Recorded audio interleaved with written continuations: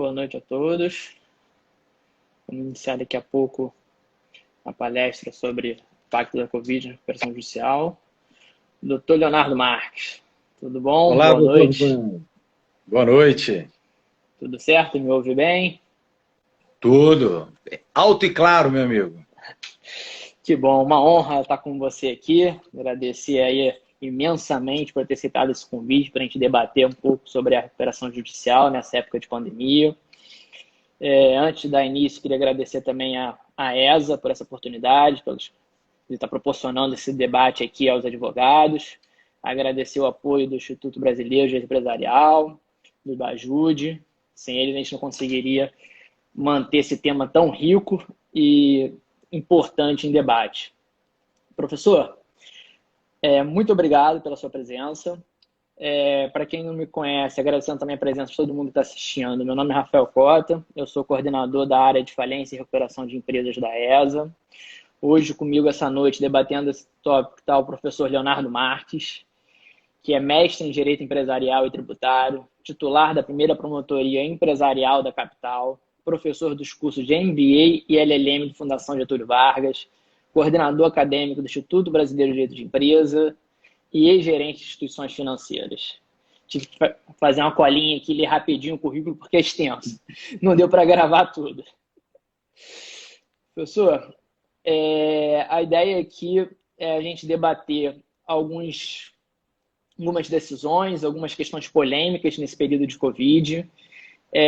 São situações óbvias que, na maioria delas, não tem texto legal prevendo, a doutrina não se discutiu. Enfim, é uma situação de estado de exceção. Várias situações as quais a gente ainda não tem, vamos dizer, uma regra. Está sendo criadas soluções conforme o problema vem aparecendo. Eu separei 4 temas para a gente debater, 4 situações um pouco mais polêmicas ou difíceis que o judiciário tem enfrentado, e gostaria de ouvir a sua opinião. Você quer fazer uma pequena introdução antes de a gente partir para esses temas?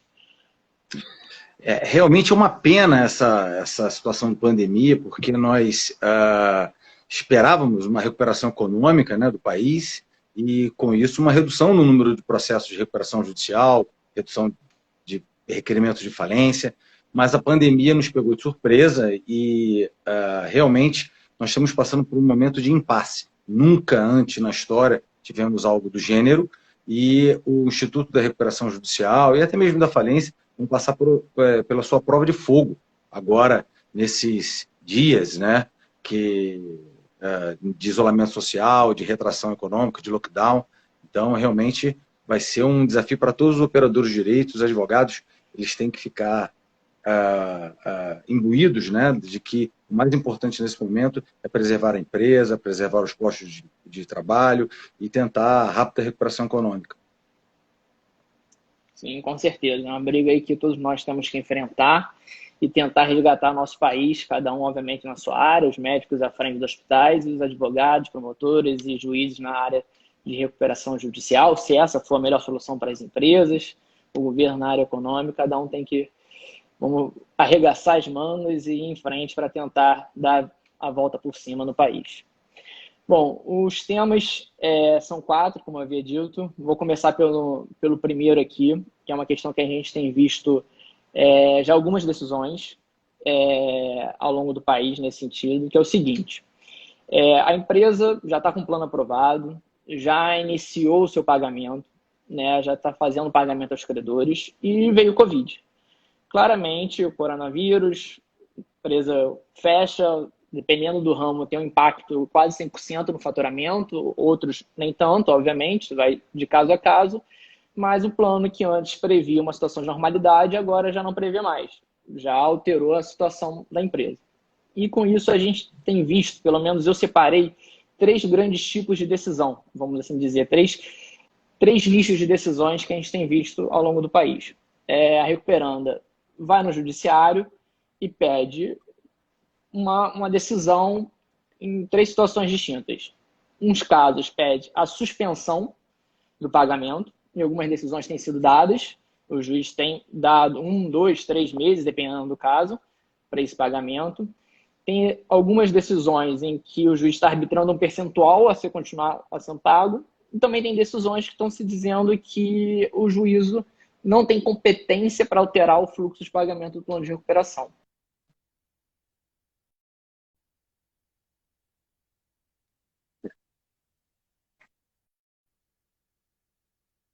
E convocar uma nova assembleia.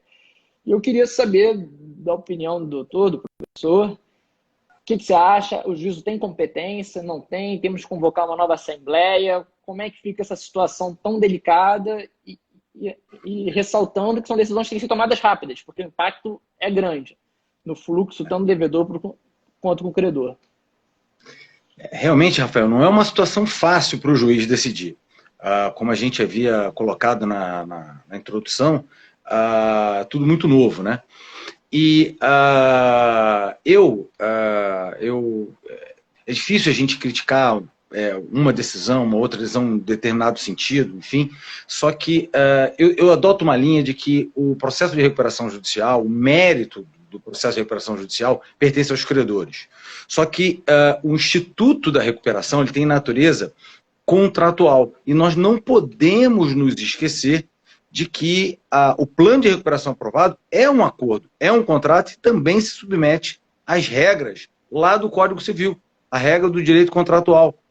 E pensando nisso, não adianta o juiz virar as costas para o devedor, determinar o fiel cumprimento do plano de recuperação judicial, numa situação em que as premissas do plano, que é a regularidade, a normalidade da atividade econômica, ela não está mais presente. Então, se as premissas do plano, que era a continuação da atividade, que era um faturamento estimado, se aquilo não existe mais, não adianta o juiz determinar que a recuperanda continue pagando, continue cumprindo o plano de recuperação tal como avançado, tal como acordado com os credores, porque a recuperanda ela não vai fazer mágica, ela não vai fazer aparecer o dinheiro.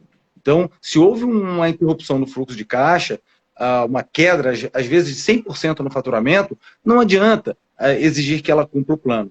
Então, o que eu entendo é que é possível, sim, o Poder Judiciário, nesse momento, apesar da minha inclinação a entender que o mérito do processo de recuperação pertence aos credores, mas eu acho que estamos numa situação excepcional, então eu acredito sim, data vênia de algumas decisões do Tribunal de Justiça de São Paulo, enfim, de outras, eu acredito que o juiz tem sim que intervir nesse momento e pode, na minha opinião, determinar a sustação do pagamento, ou seja, admitir o não cumprimento do pagamento de algumas prestações pela recuperanda, sem considerar isso uma causa de convolução em falência. Então, eu acredito que está dentro, sim, do poder do Poder Geral de Cautela do Juízo determinar uma suspensão provisória desses pagamentos, se verificado que realmente aquela recuperanda foi atingida pela pandemia, porque muitas empresas elas são atingidas de uma forma e outras de outra forma.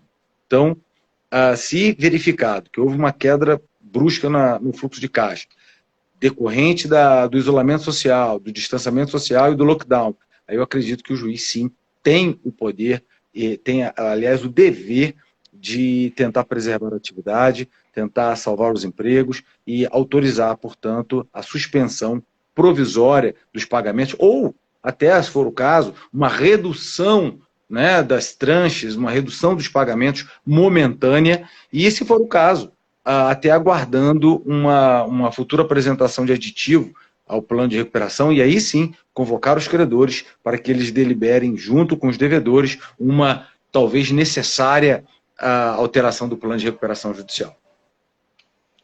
Ou seja, o juiz teria o poder, né, vamos assim dizer, de ajustar para a situação que nós estamos passando de tipicidade, ou uma suspensão, uma redução, mas não alterar conteúdo nem valores. Seria o caso de aí, sim, apresentar um aditivo, convocar uma assembleia e aí os credores decidirem.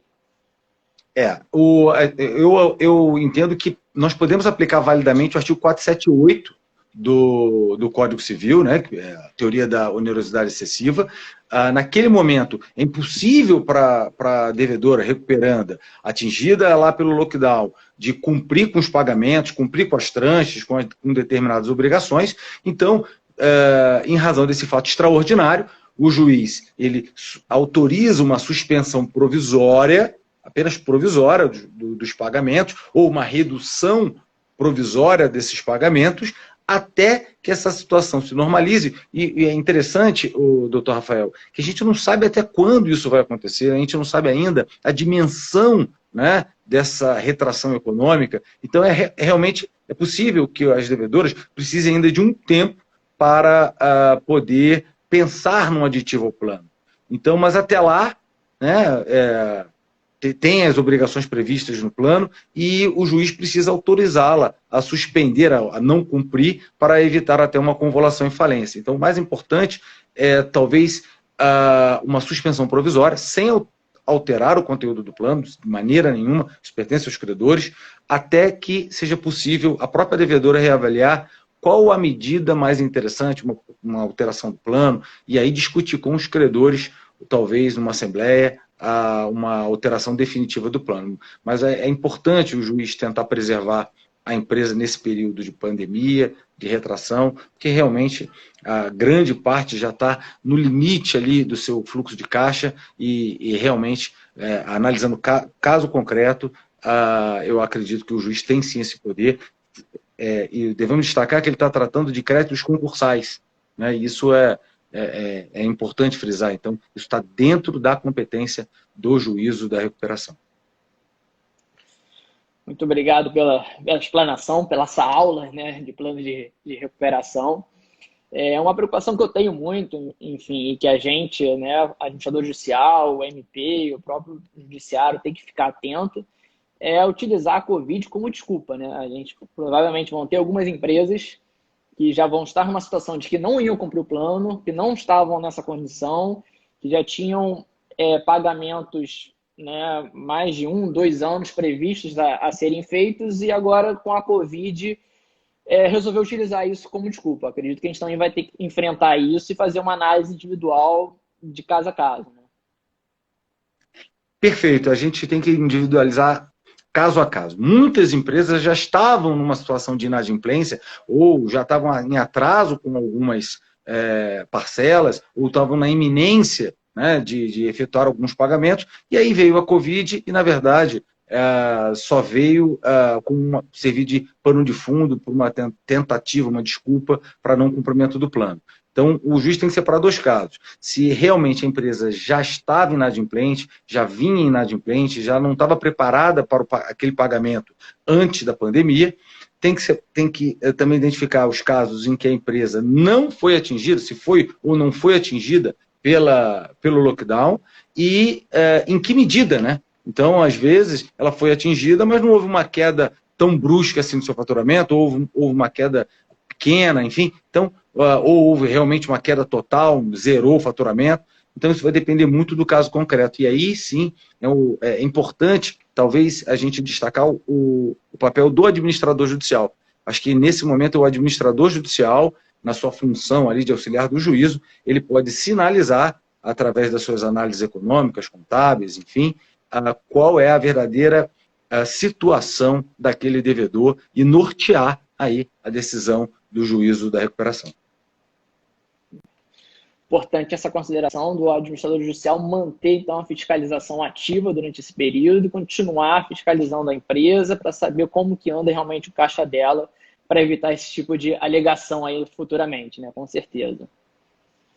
Fazer até uma análise comparativa dos últimos RMAs, né, dos relatórios mensais de atividade, fazer uma análise pontual para o juízo da recuperação, analisar realmente se é o caso mesmo de fazer essa intervenção, que realmente é uma intervenção muito severa, né, no que foi acordado entre devedor e credores, mas muitas vezes vai se mostrar necessário. Ótimo. Antes de adentrar aqui no nosso segundo tema, eu queria só registrar a presença aí do professor Irani, de São Paulo, colega do professor Leonardo Marques, de MP, do professor Daniel Carne Costas, unanimidade, aí, referência na área de recuperação judicial, juiz de São Paulo, Bruno Rezende, Grande amigo presidente também. do Ibajude, aí, um grande administrador judicial do país. E vamos entrando agora no tema 2, que é justamente a questão das assembleias. A empresa em recuperação, ela apresentou, né, esse pedido, como a gente debateu no tema 1, de alteração do fluxo de pagamento. O juiz concedeu a redução ou, eventualmente, a suspensão do pagamento por esse tempo provisório, e agora tem que se convocar uma nova assembleia, porque, eventualmente, a devedora precisa apresentar um novo plano. E a gente tem a situação de que não podemos ter aglomeração. E aí veio a solução dada por alguns juízes, e agora até como orientação do CNJ, de fazer as assembleias virtuais. E eu queria saber do professor o que o senhor acha disso. A gente tem condições hoje no nosso país, tanto tecnológico quanto os credores, principalmente da área trabalhista, de estarem presentes e acompanharem uma assembleia virtual? É uma realidade brasileira possível? Existe uma opinião formada já?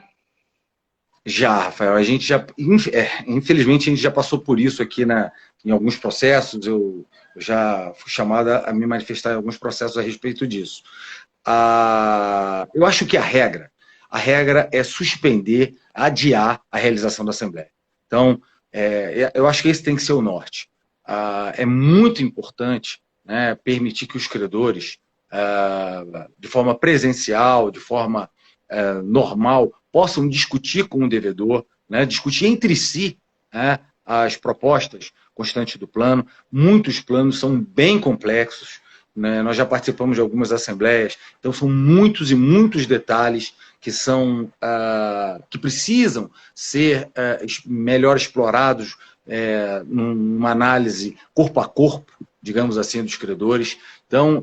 Então acredito que a regra seja o adiamento. Então, em que pese a possibilidade de uma assembleia virtual, eu acredito que o melhor para a gente chegar realmente a uma solução intermediária entre devedores e credores seria o adiamento de uma assembleia até que seja possível a realização nos termos normais. Porém, eu não descartaria, em tese, a possibilidade de uma assembleia virtual. Então, por que não em tese? Muitas vezes, um processo de recuperação, ele não tem tantos credores assim. Então, tem credores só de classe 3. Então, às vezes, 40, 50 credores apenas. E, muitas vezes, instituições financeiras que já estão preparadas, já estão habituadas com esse tipo de ato, né? Até mesmo de forma virtual. Então, eu não descarto a possibilidade de, em tese, me manifestar favoravelmente à realização de uma assembleia virtual. Mas eu acredito que essa não deva ser a regra. Então, a regra, né, e regra mesmo, não é para ficar excepcionando toda hora, é o adiamento da realização das assembleias, mesmo porque o devedor dificilmente vai ter condições de cumprir alguma obrigação nesse momento de isolamento social. Então, não há tanta pressa assim na realização das assembleias. A gente pode aguardar um pouquinho, mesmo porque a gente já sabe que já é natural um atraso, né, até a realização das assembleias, que infelizmente, são raros os casos em que se respeita aquele prazo de 180 dias do STEI para a realização da assembleia e homologação do plano. Então, já que provavelmente já vai estar um pouco atrasado, vamos esperar mais um pouquinho e permitir que os credores possam discutir corpo a corpo, ali presencialmente, os termos do plano. E você tocou num ponto bem interessante. Muitas recuperações, elas atingem credores trabalhistas, atingem consumidores, pequenos credores, credores classe 4, né, EPP, que muitas vezes não têm condições tecnológicas de acompanhar com o necessário detalhamento uma assembleia, então, virtual. Então, pensando nesses credores, e lembrando que o voto deles é por cabeça, é mais importante ainda, né? Eu acredito que a regra deva ser aguardar, né, passar esse momento de pandemia e marcar uma assembleia normal e deixar essa história de virtual para a gente aqui, professores, né, para a gente debater, mas na hora de deliberar sobre um plano, o ideal é o adiamento da Assembleia. Ah, o professor Ironides está fazendo uma pergunta que eu não posso, obviamente, ignorá-la e, obviamente, repassar aí para o professor Leonardo, que é o seguinte. O Ironides sabe que eu adoro pergunta, né? Então ele sabe que eu sempre passo, né? Quando eu estou na plateia, eu não perco a oportunidade. Pois é, e agora ele está fazendo o mesmo, então, instigando aí o debate. Ele trouxe a seguinte pergunta: a Assembleia Virtual não incentivaria os credores a se prepararem melhor para avaliar o plano? Não daria essa oportunidade aos credores, esse incentivo? Olha, se forem credores, eu não acredito que incentivar credor a analisar mais ou menos o plano. Então, nós sabemos quem são os credores que normalmente vão analisar, né, detalhadamente o plano, enfim. Então, eu acredito que quando se pensa numa assembleia virtual, tem uma máxima que não se leva à votação o que já está decidido. Então, a gente sabe que muitas vezes, quando se marca uma assembleia, o devedor ele já fez a contagem ali, né, para saber se vai haver ou não vai haver aprovação, se ele tem chances de aprovar ou não tem chances de aprovar o seu plano. Então, eu não acredito que a assembleia virtual vai despertar mais o interesse. Vai retirar a possibilidade daqueles credores que não têm essas ferramentas tecnológicas, não estão habituados com essas ferramentas, até participar, né, daquela deliberação. Então, acho que pode acontecer exatamente o oposto, sobretudo com os credores trabalhistas, sobretudo com os credores consumidores, os pequenos credores. Então, eu não acredito que vai despertar mais o interesse, não. Então, mas nós temos que esperar o caso concreto, então, para poder verificar se é viável ou não é. Eu particularmente, eu vou continuar com um posicionamento contrário à realização dessa Assembleia, a não ser em casos extremamente excepcionais. Extremamente excepcionais. Mas agradeço aí o Euronides aí por ter enviado essa perguntinha para a gente.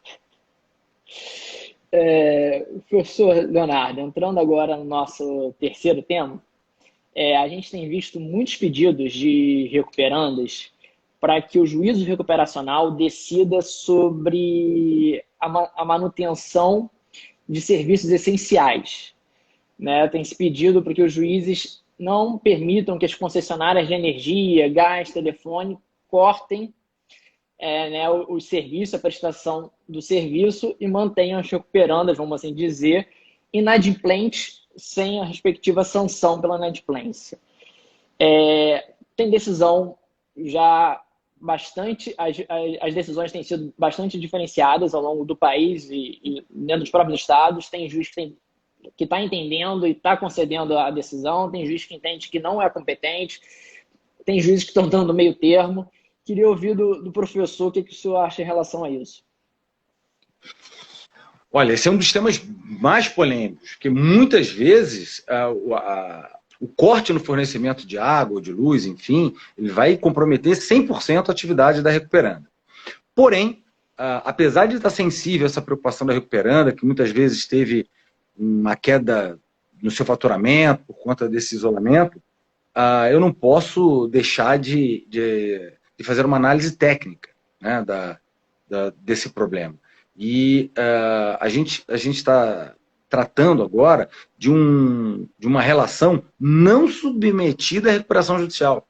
Então, não se submete à competência do juízo da recuperação. A concessionária do serviço público, por esse serviço que está prestando, ela seria, em tese, uma credora não concursal, não sujeita à recuperação. Então, o juízo ela não é nem parte do processo de recuperação. Então, como é que o juízo da recuperação vai dar uma decisão para proibir alguém que não faz parte do processo de recuperação a fazer ou deixar de fazer algo, estando amparada em leis, amparada em contratos? Então, é muito complicado, apesar do grande risco para a preservação da empresa. Nós devemos fazer uma análise técnica. O juiz da recuperação não tem competência para decidir sobre essas questões. Então, eventual demanda entre a recuperanda e a concessionária de serviço público por esse serviço prestado durante a recuperação judicial ou numa ação de cobrança da concessionária de serviço público, não estaria dentro da competência do juízo da recuperação. Então, se ele não é competente para analisar o mérito, ele não é competente para analisar um pedido de natureza cautelar. Então, essa é uma regra, uma máxima de processo civil. Então, somente o juízo da área civil, da vara civil, enfim, competente, poderia analisar um pedido liminar, um pedido de natureza liminar dessa natureza. Por isso que eu já tive a oportunidade de me manifestar em um processo. Um colega, o doutor Anco, há pouco tempo também se manifestou num processo a respeito disso. Nós entendemos, nós promotores que discutimos a questão, entendemos que não há competência do juízo da recuperação para tratar de qualquer obrigação da recuperanda não submetida ao processo de recuperação judicial. Então, o artigo 49 está lá bem claro. Ainda que fosse um processo de falência, mesmo que fosse falida, não estaria submetida ao juízo da falência, porque estaria lá dentro da exceção do artigo 76, parte final. Né? A ação em que a massa falida é autora, né? Também está fora do juízo indivisível da falência, né? Da regra do juízo indivisível da falência. Então, se nem na falência haveria competência, né, do juízo da vara empresarial, muito menos na recuperação judicial, no processo de recuperação judicial. E aí eu lembro a súmula 480, salvo engano, do STJ, que fala exatamente da questão da competência do juízo da recuperação. Então, apesar de ficar realmente sensível com alguns argumentos utilizados pelas devedoras, eles devem ser direcionados, esses argumentos, não ao juízo da recuperação, não ao Ministério Público da Empresarial, mas sim ao juízo civil competente para conhecer de eventual ação envolvendo a recuperanda e esse credor não concursal, no caso, as concessionárias de serviço público.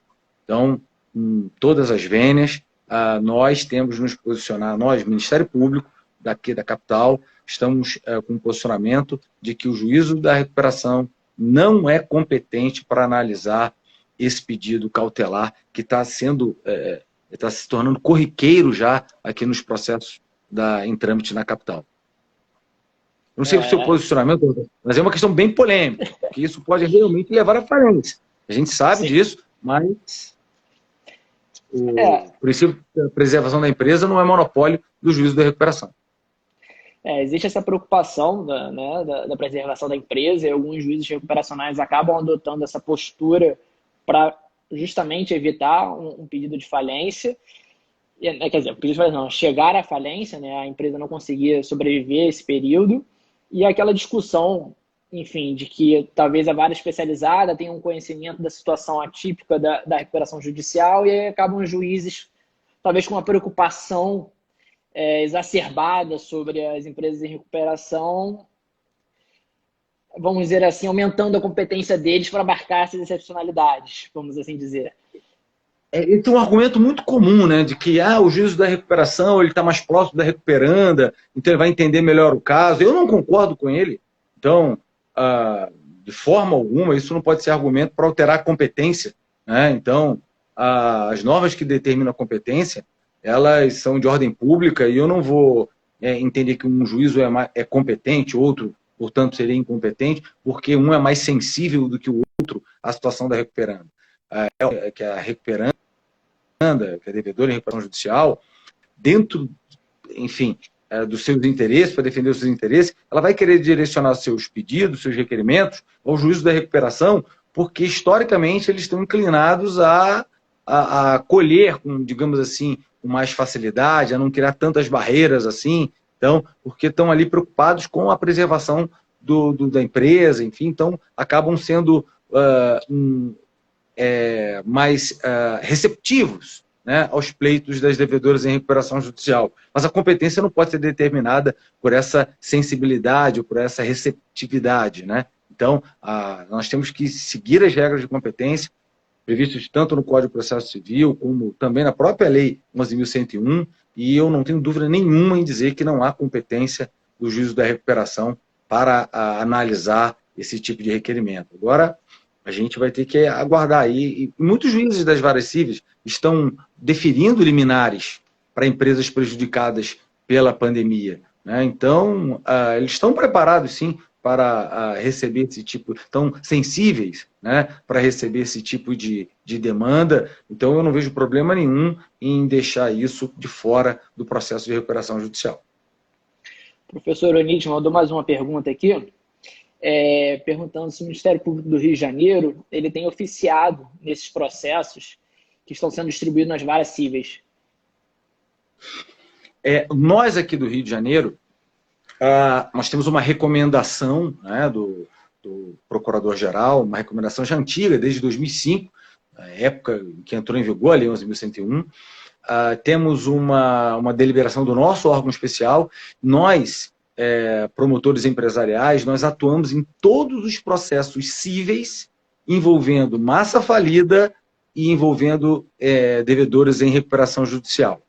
Nós atuamos em todos os processos, até a homologação do plano.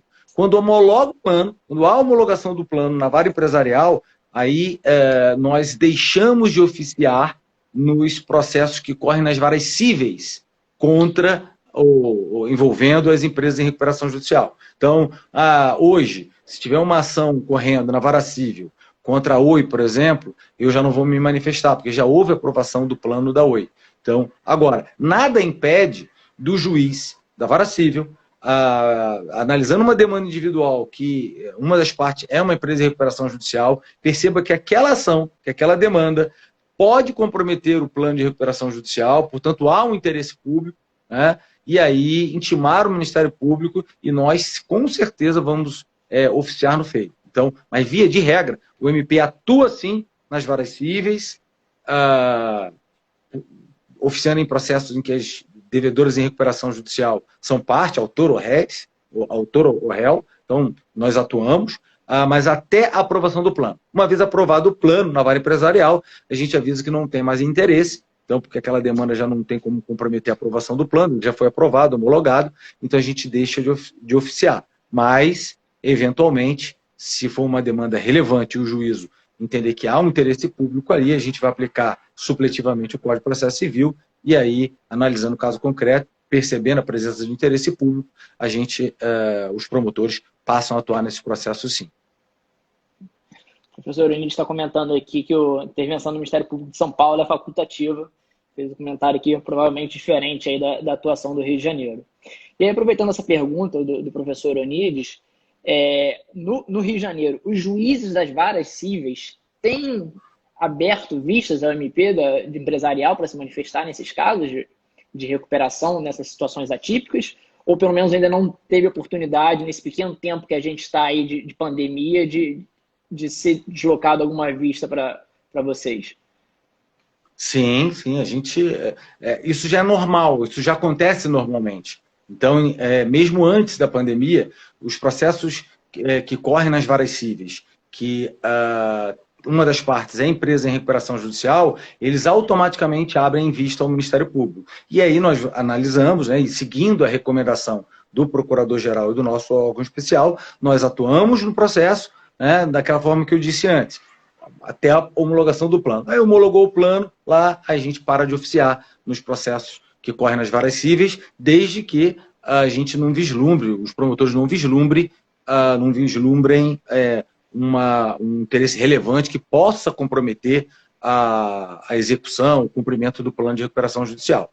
Então, essas demandas, por exemplo, nós com certeza vamos ser intimados para nos manifestar e vamos fazer uma análise bem criteriosa para, se for o caso, opinar até favoravelmente a concessão das liminares para evitar o corte, mas por decisão do juízo competente, que é o juízo da vara civil, não o juízo da recuperação judicial. Depois dessa aula de competência e processo, vamos agora a um outro tema, que eu acredito que talvez seja mais polêmico, vou esperar o professor Leonardo dizer, que é a questão seguinte. Agora, devido à crise do coronavírus, ao Covid, algumas empresas já em recuperação judicial estão pedindo a prorrogação da recuperação judicial, né, daquele período do prazo de 2 anos, para talvez, quem sabe, futuramente, dependendo do impacto da Covid, apresentar um aditivo ou um novo plano. Como é que fica esse pedido de prorrogação? Existem já alguns aí, não vi muitas decisões ainda, eu acho que ainda não tivemos muitas decisões, nem em Rio, nem em São Paulo, pelo menos eu vi uma ou duas, mas pedidos já tem bastante. Como que fica? Existe já uma posição formada, professor, para essa questão polêmica? Nós devemos analisar isso olhando para vários lados, né? Porque, primeiro, nós temos um problema decorrente de uma jurisprudência que eu até entendo como correta, de que é possível alterar o plano de recuperação desde que o processo não tenha sido encerrado. Então, tem uma decisão que é sempre citada do ministro Luiz Felipe Salomão, permitindo que o plano de recuperação judicial homologado judicialmente seja alterado dentro daquele biênio, né, e até mesmo fora do biênio, desde que o processo de recuperação não tenha se encerrado. Então, eu entendo até correta essa jurisprudência. Participei de vários processos em que foram apresentados aditivos aos planos, às vezes mais de um, né, o plano foi alterado 2 vezes, né, ao longo desse prazo de supervisão judicial, mas isso acabou gerando um problema. Gerando um problema pelo seguinte, quando vai se aproximando o termo final, né, do prazo de supervisão judicial, daquele prazo de 2 anos, do artigo 61 e do artigo 63, quando ele vai se aproximando, algumas recuperandas vão loucas para encerrar o processo, mas outras não. Né? Outras não. Então, independentemente da situação de pandemia, elas, por alguma razão, estão pensando ainda em propor uma alteração do plano, só que ainda não estão maduras o suficiente para poder preparar esse aditivo. Só que os 2 anos batem a porta, chega o termo final, e o correto seria o encerramento do processo. Só que se o processo for encerrado, não há como alterar o plano. E não há como a empresa em recuperação, que não vai estar mais em recuperação, com a sentença de encerramento da recuperação, não há como ela pedir nova recuperação, por causa em razão da restrição lá do artigo 48, de que uma empresa em recuperação só pode pedir, uma devedora só pode pedir recuperação judicial se não tiver obtido a recuperação em período inferior a 5 anos. Então, fica uma encruzilhada. Se o juiz aplicar a lei, literalmente, encerra a recuperação, aquela devedora não pode mais alterar o plano e também não vai poder pedir nova recuperação judicial. Agora, se o juiz não aplicar a lei, né, permitir que aquela empresa continue em recuperação judicial, mesmo após decorrido o biênio, né, de supervisão, né, do artigo 61, aquela devedora vai ter chance de apresentar um plano, um aditivo, né, discutir com os credores e talvez procurar uma melhor solução, né, para a sua preservação. E aí, isso seria ótimo para os credores, para a própria devedora, para os empregados. Então, é complicado, porque se o juiz aplicar a lei, a solução pode ser ruim, tanto para a devedora como para os credores, porque não vai existir mais a possibilidade de eles entrarem no acordo coletivo, que o processo vai estar encerrado. Então, realmente é uma situação muito complicada. Eu já me manifestei no processo sobre esse tema. Para mim, realmente é um dos temas mais polêmicos. No processo em que eu tive que me manifestar a respeito disso, eu acabei opinando pela concessão de um prazo pequeno, curto. Eu fui contra a prorrogação sine die do processo de recuperação. Quando completar os 2 anos,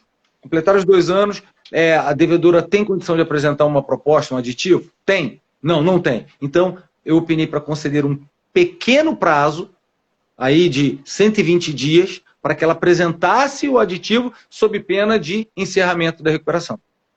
Ela já vinha cumprindo, estava cumprindo o plano, 120 dias para apresentar um plano, uma proposta de alteração do plano, um aditivo ao plano.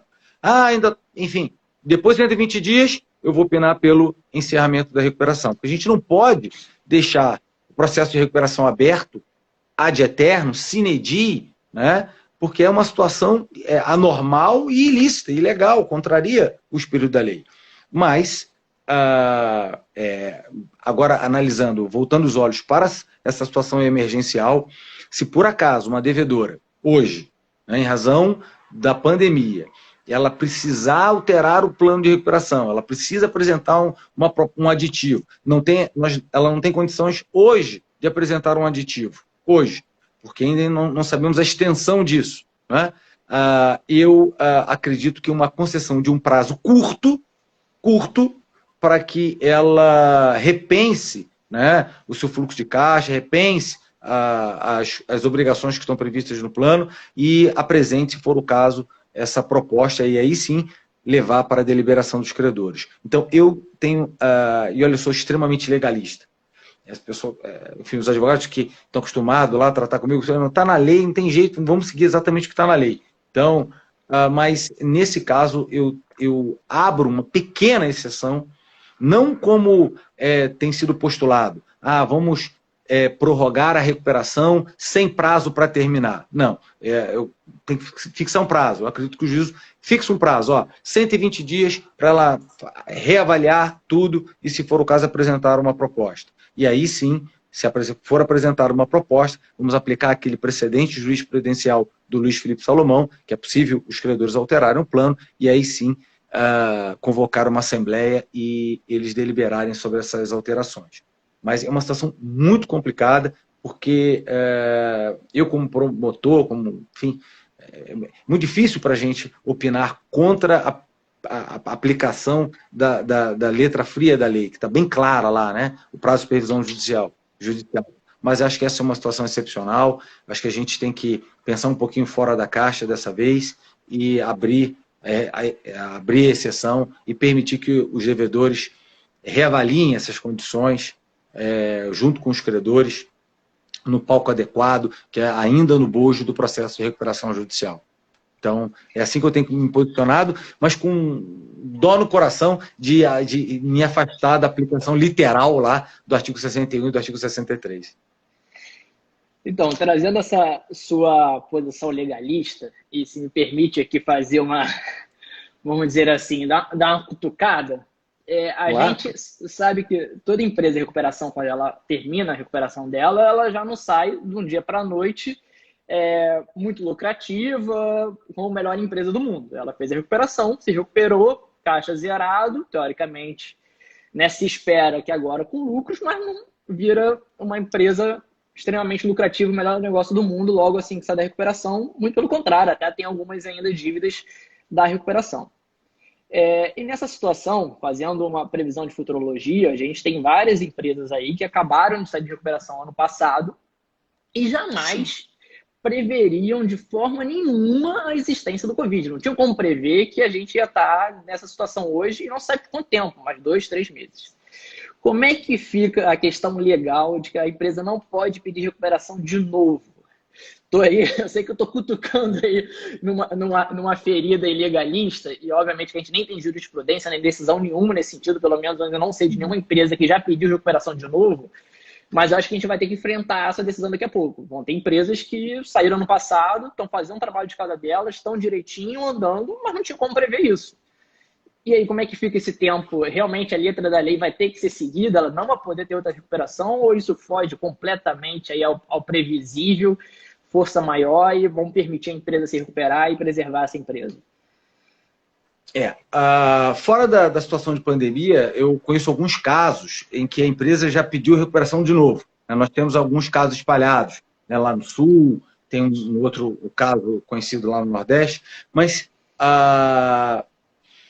se por acaso um processo de recuperação acabou de ser encerrado, com base em premissas econômicas que hoje estão completamente afastadas, e houver necessidade de um novo pedido de recuperação judicial, eu confesso que apesar de ser legalista, eu acredito que temos que oportunizar aos credores, né, a discussão com o devedor se é o caso ou não de aprovar um novo plano de recuperação. Então, analisando essa situação de pandemia, eu afastaria, sim. Eu estou inclinado, não tive que me manifestar ainda, mas eu estaria inclinado a opinar pelo afastamento daquele requisito temporal, sim, porque aquele requisito temporal, imaginado pelo legislador lá, é para evitar a banalização do pedido de recuperação judicial. Então, e gerar uma instabilidade, uma insegurança no mercado. Então, a devedora toda hora fazendo uso daquele instituto. Mas não é o caso, né?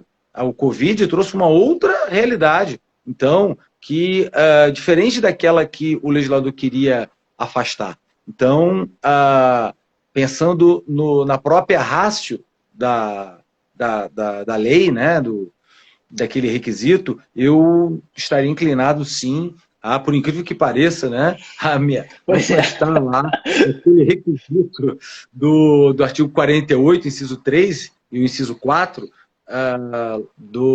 para uma devedora pedir recuperação judicial. Não estou incentivando nenhuma empresa que teve a sua recuperação judicial encerrada há pouco tempo que peça de novo, não. Mas se for o caso, se for necessário, eu acho que eu não criaria esse obstáculo, não colocaria esse requisito temporal aí como um impeditivo a uma nova recuperação, não. Pelo menos em razão do Covid. Realmente é uma situação atípica, com certeza. Eu acredito, posso estar fazendo um exercício de futurologia aqui, mas eu acredito que a gente vai se debruçar sobre essa situação.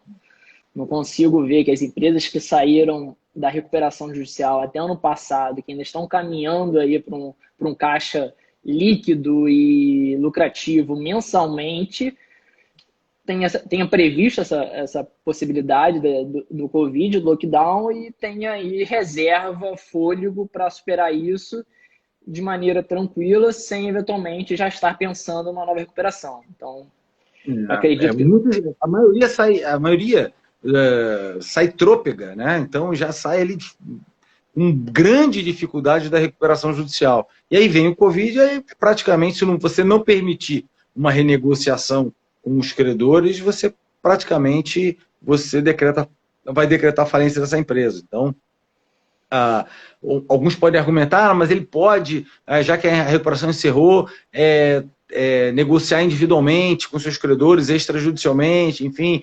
A gente sabe que isso é possível, mas sabe que é muito mais difícil para o devedor e às vezes ele não vai ter tempo para isso. Num processo de recuperação judicial, né, ele cria aquele fórum ali, todos os credores vêm, e aí, querendo ou não, vão ter que sentar para renegociar. Então, eu não afastaria essa possibilidade, não. Não sei o que os meus colegas lá, promotores, vão achar disso, se vão me colocar na fogueira, se vão me queimar vivo, mas eu acho que, nesse caso também, entendendo essa situação como excepcional, poderíamos afastar os incisos 3 e 4 do artigo 48 lá, das exigências para pedir recuperação judicial. Uma pena, mas... acho que esse é o caminho, né? Não tem jeito. Fala com dor no coração, né? Mais uma de abrir essa sessão. É uma dor no coração que você não faz ideia, Mas acho que é o melhor caminho. A gente tem que entender que é uma situação excepcional e temos que realmente procurar soluções não tradicionais, né? Então, para tentar ajudar no que for possível, né? Superar essas empresas em dificuldades, a superarem mais esse obstáculo e tentar aí preservar a empresa, a atividade econômica, pagamento de tributos. Isso é muito importante. Professor, só tenho a agradecer essa aula que o senhor deu para a gente. Realmente, assim, é uma honra de verdade poder debater esses assuntos com você. Vou começar a encerrar, vou abrir a palavra já para você se despedir do